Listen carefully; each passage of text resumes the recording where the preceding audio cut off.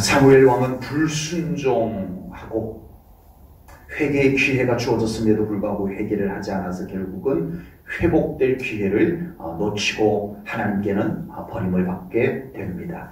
오늘 본문에서는 하나님께서 사울을 대신해서 다음 왕이 될 사람을 세우는 장면이 소개가 됩니다. 사울의 불순종, 사울 한 사람의 불순종, 그것이 얼마나 여파가 큰가를 우리는 이 성경을 통해서 보게 됩니다. 우선 사울 자신이 불행하게 되었어요. 사울의 불순종으로 말미암아 불순종한 사울이 불행하게 된 것은 당연합니다. 사울은 하나님과 불편해졌어요. 하나님과 불편해졌어요. 여러분, 이 자리에 계신 분들은 아실 거예요. 하나님과 불편해진다는 것이 얼마나 괴로운 일인지, 그것이 얼마나 불행한 것인지 우리는 압니다. 사울 왕도 그걸 어렴풋이 알면서도 그걸 해결하지 못해요. 순종하면 편해지는데, 엎드리면 편해지는데 그걸 몰라요. 하나님과 불편한 것이 얼마나 괴로운 일인지, 하나님과 불편해지는 것이 얼마나 불행한 일인지는 알아. 그런데 그걸 해소하는 방법은 몰라. 네, 억지로 하려고 해요. 억지로. 사울은 아닙니다. 순종하면 돼요. 하나님 앞에 회개하면 돼요. 아멘. 엎드리면 되는데 그게 안 돼요. 네. 그래서 결국은 사울은 불행합니다. 하나님께 제사도 드려달라고 해요. 사무엘 선지자한테 나 하나님 앞에 제사 드리고 싶어요. 하나님께 나 축복받고 싶어요. 이런 말도 해요. 하나님이 전혀 없는 건 아닌데 불행해요. 여러분, 참 불쌍한 모습 아니겠어요? 하나님과 불편한 사람, 하나님과 불편한 인생, 가장 불행한 겁니다. 사울 왕의 불순종으로 말미암아 제일 피해를 본 사람은 누굴까요? 사울 왕이 불순종한 것 때문에 제일 피해 본 사람이 누굴까요? 사울 자신이라고 생각할 수도 있겠고요. 저는 솔직히 하나님이라고 봅니다. 하나님이 제일 손해본 것인 것 같아요. 여러분, 자식이 잘못되면 누가 제일 손해일 것 같아요? 자식 본인인 것 같지만요, 부모가 제일 괴로워요. 여러분, 사울의 불순종으로 말미암아 제일 가슴 아픈 분이 하나님이라고 저는 그렇게 생각합니다. 저는 그렇게 생각합니다. 사울을 기름 부어라고 하신 분도 하나님이고, 사울을 첫 왕을 뽑을 때 제비를 뽑았는데 그 사울이 뽑히게 하신 분도 하나님이시고, 하나님이 하셨는데 하나님의 작품이 이 지경이 되어버렸을 때 하나님의 마음이 얼마나 아플까. 여러분, 이거 안 느껴지면 안 됩니다. 저는 느껴져요. 저는 이 사울 문제를 놓고 하나님의 마음이 느껴져요. 하나님의 마음이 얼마나 아플까가 느껴져요. 저는. 사울 왕의 불순종으로 말미암아 또 불행해진 사람들이 있습니다. 누굴까요? 이스라엘 나라와 이스라엘 백성들입니다. 사울 한 사람의 불순종으로 말미암아 사울 한 사람의 불행으로 끝나지 않아요. 정말 하나님이 세운 한 사람의 불순종으로 말미암아 주변 사람들까지 같이 불행해진다는 거예요. 이 사울 왕의 불순종으로 인해서 이스라엘에게 내려야 될 하나님의 놀라운 은혜와 축복들이 다 차단되어 버렸어요. 한 사람의 불순종으로 말미암아 가정이 불행해질 수도 있고요, 한 사람의 불순종으로 말미암아 교회가 불행해질 수도 있는 문제입니다. 사울 한 사람의 불순종으로 말미암아 이스라엘 온 나라가 불행해지고 이스라엘 온 백성들까지 피해자가 되어버렸어요. 이 얼마나 가슴 아픈 일입니까? 그리고 또 있습니다. 이 사울의 불순종으로 말미암아 누가 또 괴로울까요? 사무엘 선지자입니다. 오늘 보면 1절을 보겠습니다. 여호와께서 사무엘에게 이르시되 내가 이미 사울을 버려 이스라엘 왕이 되지 못하게 하였거늘 내가 사무엘 내가 그를 위하여 사울을 위하여 언제까지 뭐 하겠느냐?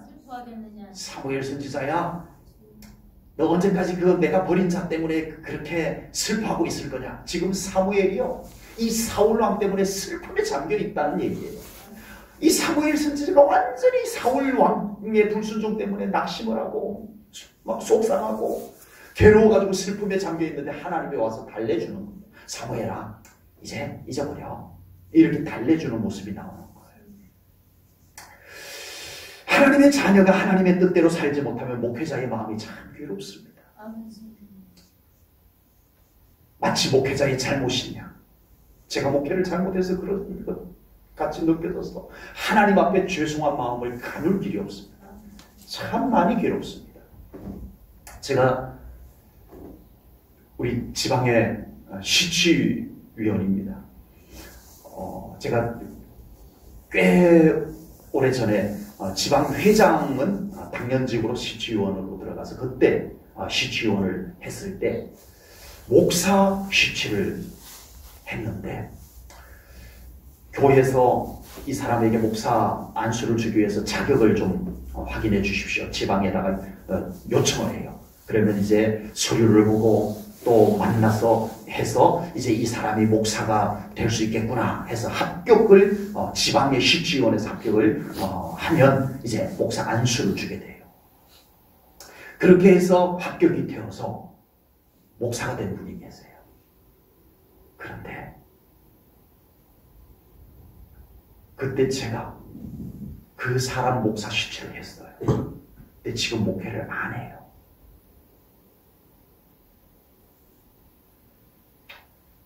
그 사람 목회 안 하는 거하고 나하고 무슨 상관이겠습니까만은 제 마음은 안 그래요. 하나님 앞에 죄송해서 견딜 수가 없어요. 하나님 앞에. 지금 우리 지방의 목사님 한 분도 그 죄책감 때문에 나 시취원 안 해야 안 되겠다. 나 시취원 못 하겠다.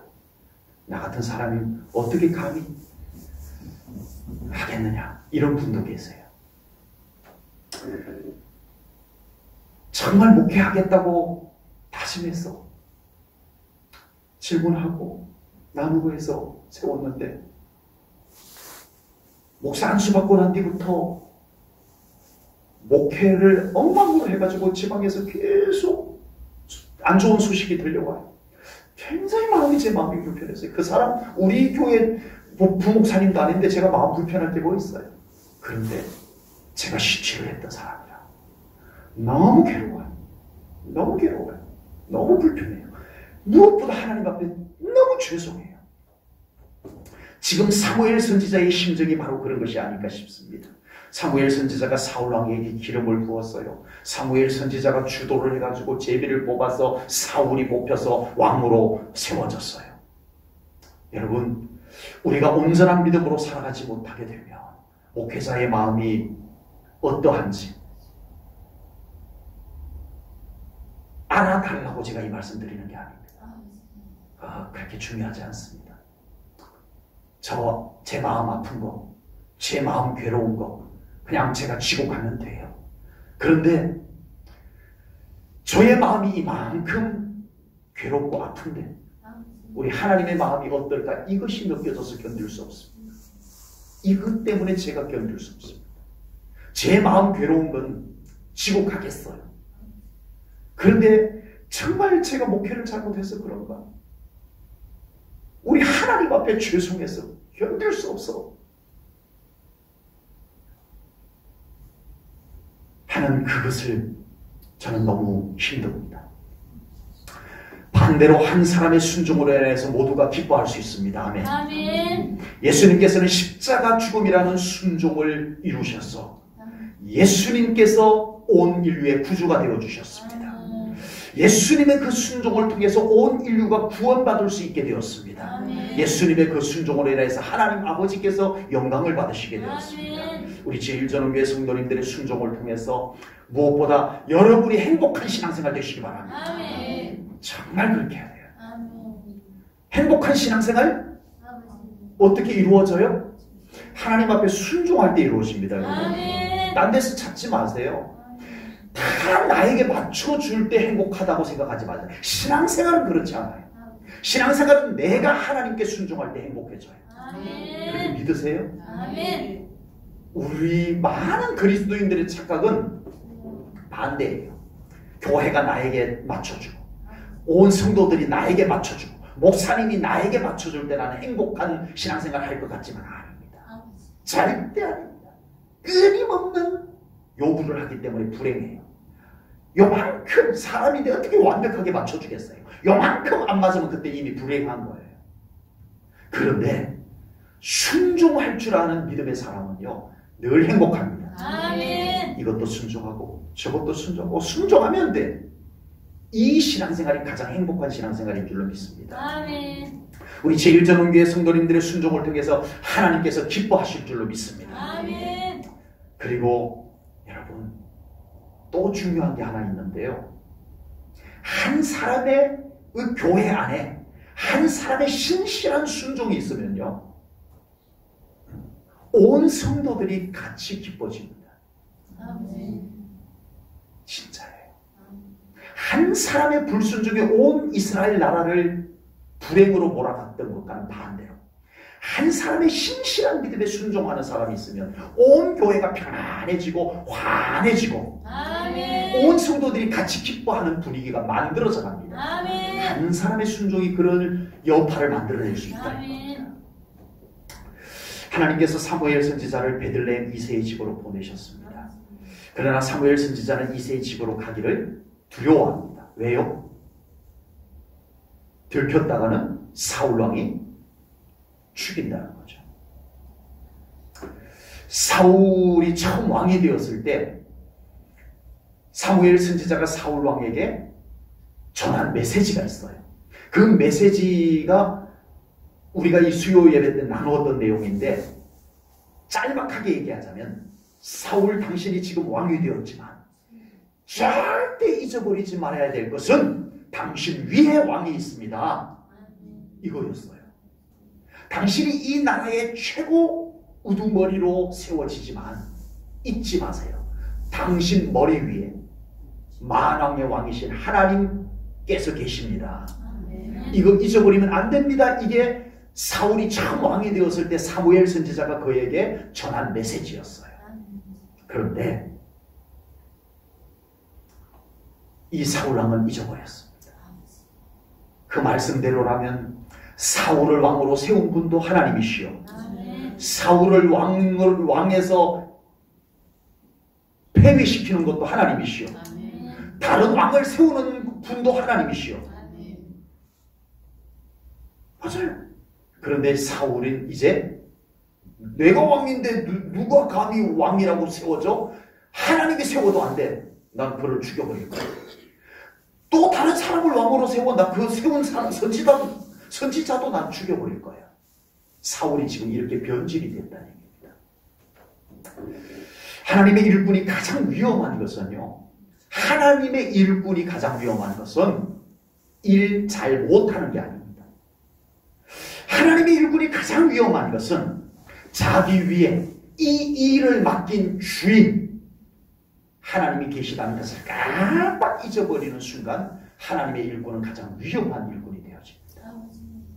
하나님의 일을 하면서 위에 계신 하나님이 잘 안 보여. 심각한 겁니다. 하나님의 마음이 잘 안 느껴지는 상태에서 열심히 하는 거 이거야말로 진짜 위험한 거예요. 이게 진짜 위험한 거예요. 정치인들이 대통령으로 출마하고 국회의원으로 출마할 때 얼마나 국민들의 마음을 잘 삽니까? 예, 엎드리고 가서 굽신굽신하고 절하고 손 이렇게 잡고. 그러나 되고 나면 이제는 더 이상 국민을 위한 정치가 아니고 정치를 위한 정치가 되어버려요. 오로지 정치를 위한 정치가 되어버려요. 그러면 이제는 정치꾼이 되는 거예요. 정치인들이 한결같이 국민을 위한다고 말하지만 다 그 자리에 서보면 이상하게 잘 안 보이나 봐요. 국민이 잘 안 보이나 봐요. 네, 정치만 그 자리에 서는 순간 정치만 잘 보이나 봐요. 하나님의 일꾼도 마찬가지입니다. 하나님이 잘 보여야 됩니다. 아멘. 어떤 자리에 서든 그 자리에서 하나님이 잘 보여야 됩니다. 아멘. 정말 이거 놓치면 안 돼요. 우리는 가면 갈수록 자신이 더 낮아지고 아멘. 하나님이 더 위대하게 보이는 신앙을 유지해야 됩니다. 아멘. 아멘. 사울 왕은 이제 하나님의 선지자도 죽일 수 있고요. 하나님께서 세운 왕도 죽일 수 있는 변질된 사울이 되어버렸습니다. 이제 자기 위에는 아무도 없다는 신앙으로 변질이 되어버렸어요. 하나님도 필요 없어요. 이제는 하나님도 두렵지 않는 사울이 되어버렸습니다. 진정한 신앙은 가면 갈수록 하나님이 더 두려워집니다. 아멘. 진짜입니다. 여러분 정말 한번 믿음이 깊어져 보십시오. 하나님 두려움이 느껴질 겁니다. 진정한 신앙은 가면 갈수록 하나님이 광대하게 느껴지는 거예요. 아멘. 하나님이 다 우러러 봐치는 저절로 그렇게 되어지는 거예요. 아멘. 그래서 진정한 신앙을 가진 사람은 가면 갈수록 하나님 앞에 엎드릴 수밖에 없는 겁니다. 사무엘 선지자가 베들레헴 이새의 집으로 갑니다. 왜요? 사울왕이 알면 어떡해요? 사울왕이 알아차리면 어떡해요? 모를 리가 없잖아요. 그 이스라엘의 가장 위대한 선지자가 베들레헴에 등장을 했는데 왕에게 안 들리겠냐고요. 근데도 가요. 왜 가요? 하나님이 더 무서웠던 겁니다. 남 얘기라고 너무 쉽게 생각하지 마시고요. 현실의 문제입니다. 사무엘 선지자가 베들레헴에 딱 가는 순간에 벌써 소문이 사울왕에게 들어갑니다. 그러면 사울왕은 당장에 사무엘 선지자를 죽이는 사람을 군인을 보낼 겁니다. 그런데 사무엘 선지자는 갑니다. 왜요? 하나님을 더 두려워합니다. 아멘. 이것이 하나님의 일꾼의 자세입니다.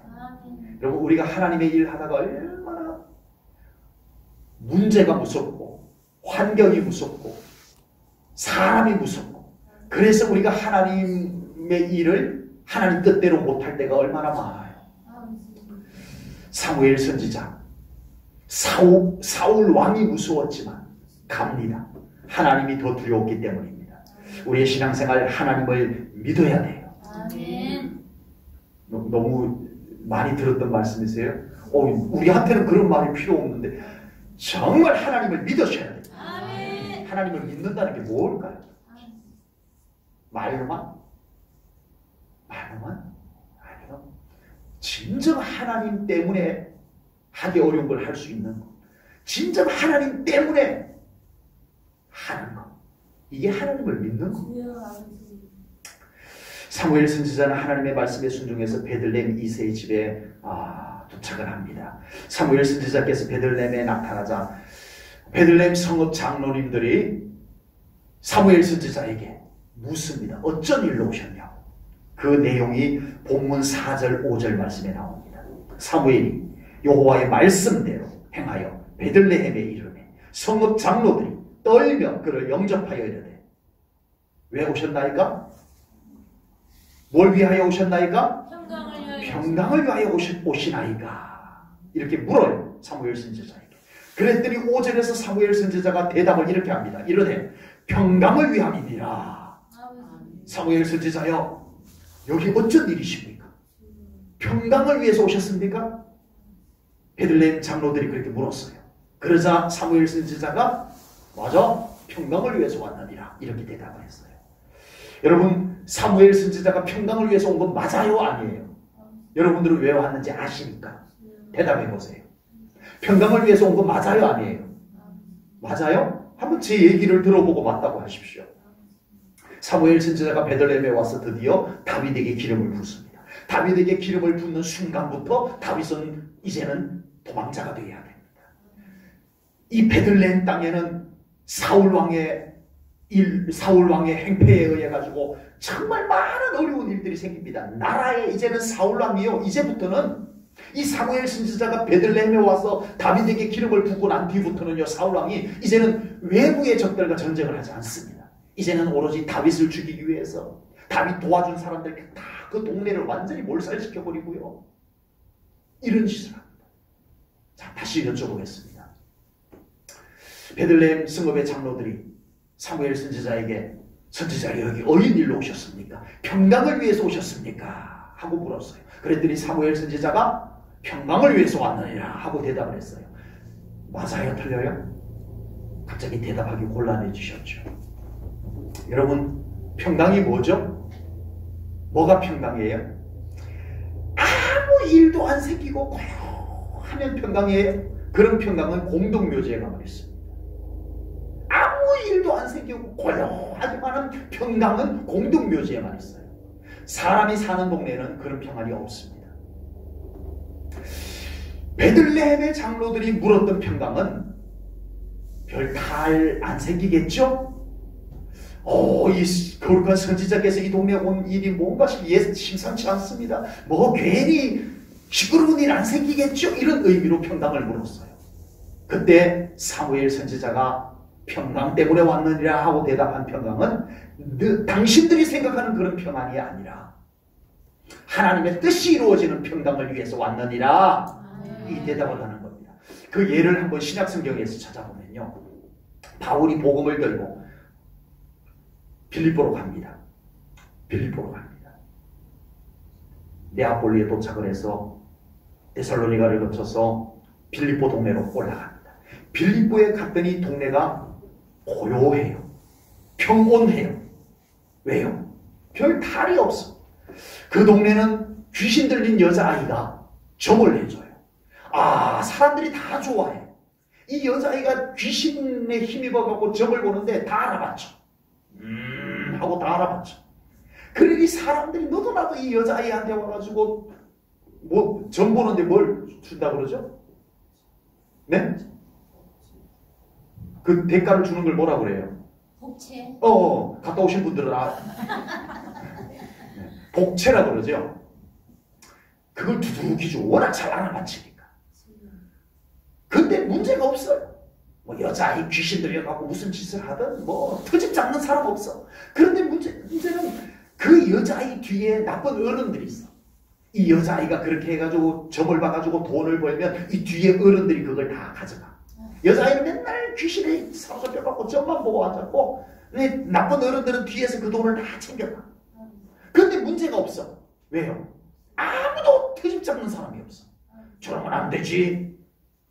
저 여자아이는 왜 저렇게 귀신 들려갖고 이 동네 사람, 우리 동네에서 나가. 이런 사람도 없어요. 아무 문제가 없어요. 빌립보 도시가. 그런데 바울이 왔어요. 귀신 들려서 점 보는 여자아이에게서 귀신을 쫓아내버렸어요.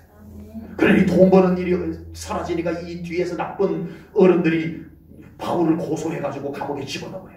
아니 우리 빌립보 도시가 조용했는데 전 이상한 인간들이 복음을 들고 와가지고 무엇은 이 도시를 완전히 소동을 시킨다고 해가지고 감옥에 집어넣어버렸어요. 빌립보 교회가 평강한 동네였어요? 아니요.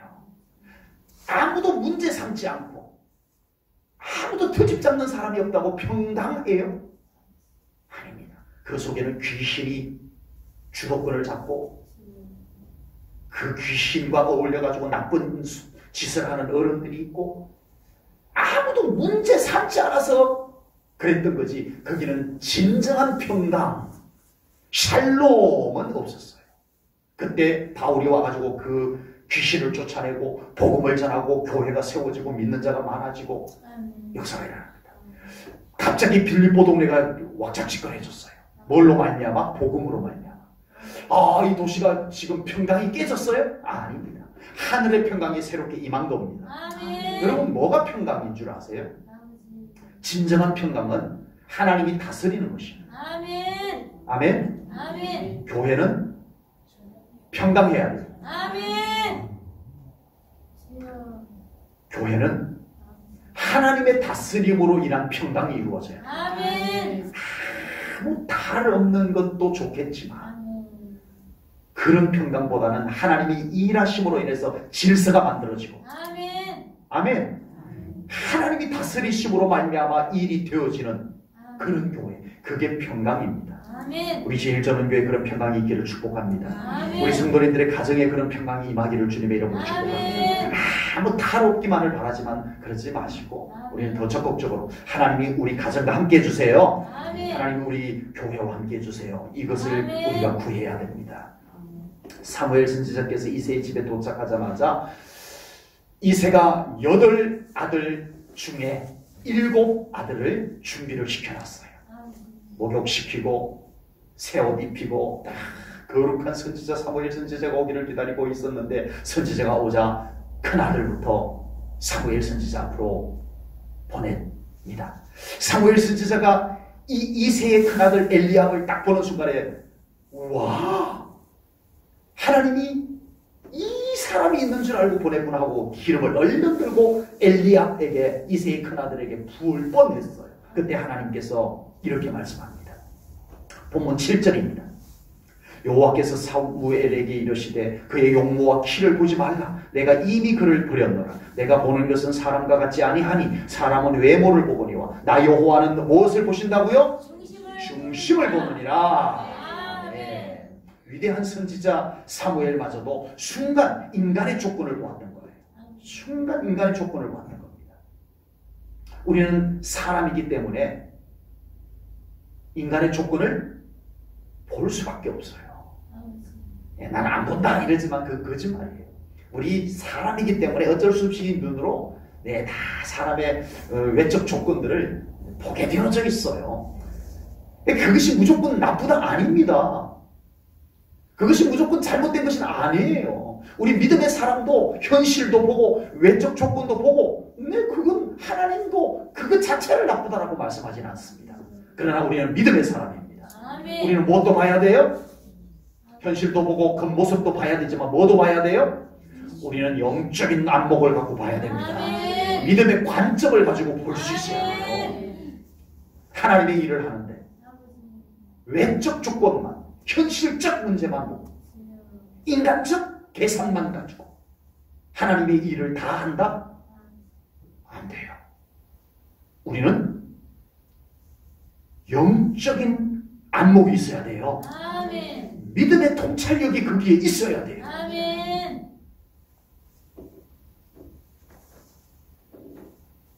사무엘 선지자가 이새의 아들들의 외모를 본 것이 잘못이 아니고, 보이는 거 어떻게 해요? 잘생겼다 보이는 거 어떻게 해요? 잘생긴 걸 잘생겼다고 그러는데 그게 뭐가 잘못이에요? 그런데 사무엘 선지자가 놓친 게 문제입니다. 외적인 것 보이는 걸 봐서 잘못된 게 아니고 봐야 될 걸 못 봐서 문제인 거예요. 뭘 못 봤어요? 하나님이 보시는 중심을, 믿음의 진실성을, 그걸 못 본 거예요. 여러분, 우리가 하나님의 일을 하면서 인간적인 부분, 현실적인 부분, 외적인 부분 봐야죠.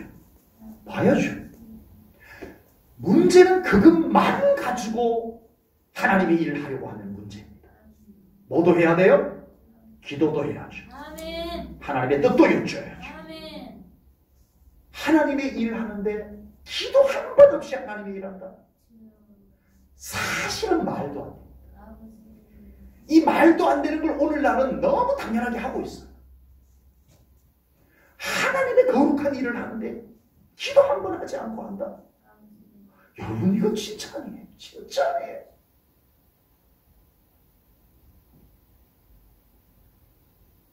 우리가 정말 주님 앞에 올려드리는 이 예배를 드림의 대표 기도를 맡았을 때 정말 우리는 하나님 앞에 이 교회를 위해서 눈물로 기도하고 우리는 그 기도를 준비하고 하나님 앞에 서야 되는 거예요. 우리 교회 중요한 일을 결정할 때 그 일을 결정하는 사람들이 정말 그 문제를 가지고 우리 하나님 앞에 엎드려 기도하고 그 부분에 하나님의 마음이 어떻게 담겨져 있는지 우리 정말 기도하고 해야 되는 거예요. 이건 너무 당연한 거예요. 이거는 뭐 아주 믿음 좋은 사람만 하는 게 아니고 이거는 너무 기본이에요. 기본이에요, 기본. 이 기본이 오늘날 교회에서 너무 쉽게 무너져 버렸습니다. 교회에서 주님의 일을 하면서 오로지 인간적인 면모만 가지고 주님의 일을 하려고 할 때 어렵습니다.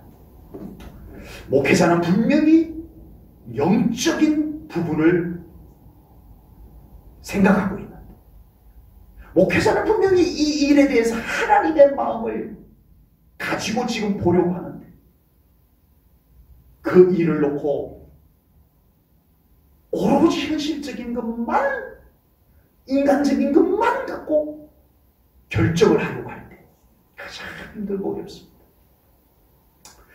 모든 주님의 일꾼들이 하나님이 보시는 것을 볼 수 있는 영적인 눈이 떠여져야 됩니다. 그렇게 되기를 소망합니다. 우리 제1전환교회가 그렇게 되기를 소망합니다. 하나님은 우리의 중심을 보십니다. 하나님 앞에는 아무리 가면을 써도 다 소용없습니다. 우리는 하나님 앞에 믿음의 중심을 가지고 서야 됩니다. 하나님께서 보시고 미소 지을 수 있는 그 중심을 우리가 날마다 우리 주님 앞에 준비하시기를 축복합니다. 그래서 우리 제1전환교회 성도님들은 다윗처럼 하나님의 마음에 합한 그런 믿음의 성도님들이 꼭 될 수 있기를 주님의 이름으로 축복합니다. 기도하겠습니다. 하나님 아버지, 오늘도 귀한 수요 예배 하나님 영광 받으신 줄 믿습니다. 우리가 오늘도 이 귀한 말씀을 받은 것처럼 진실되게 하나님 앞에 서는 믿음 되게 하여 주옵소서. 우리의 믿음이 하나님이 쏙 빠져버린 믿음 될까 두렵습니다. 하나님이 잘 안 보이는데도 막 달려가는 믿음이 될까 두렵습니다. 하나님, 저희들의 믿음을 하나님 앞에 멈추어 서게 하시옵소서. 하나님을 찾고 하나님을 만나고 하나님 손 붙잡고 걸어가는 믿음의 삶이 꼭 되게 해 주옵소서. 주님께 감사 영광을 올려오며 예수님 이름 받들어 기도하옵나이다. 아멘.